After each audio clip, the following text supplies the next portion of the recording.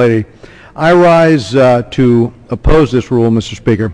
What happened to openness and transparency? We're operating here under same-day consideration with no opportunity for a motion to recommit.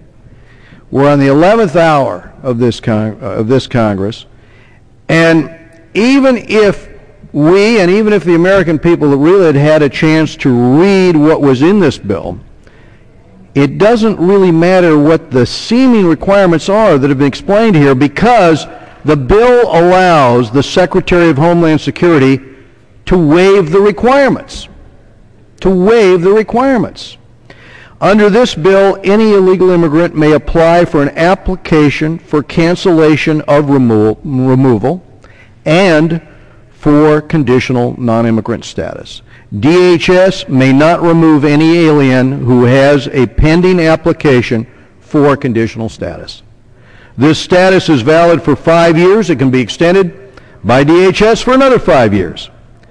All the while, the individual will be allowed to work in the United States and travel outside of the U.S. With every amnesty, we have had a problem with massive fraud. About 1/4 of those legalized under the '86 law received amnesty fraudulently.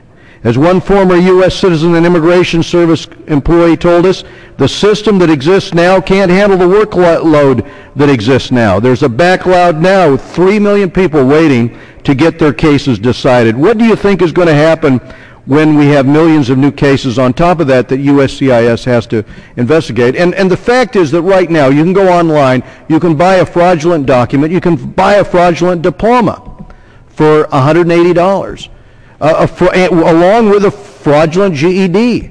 There is no additional staffing in this bill, no funding to actually authenticate. The additional personnel necessary to handle the increase in the number of cases is not in this bill.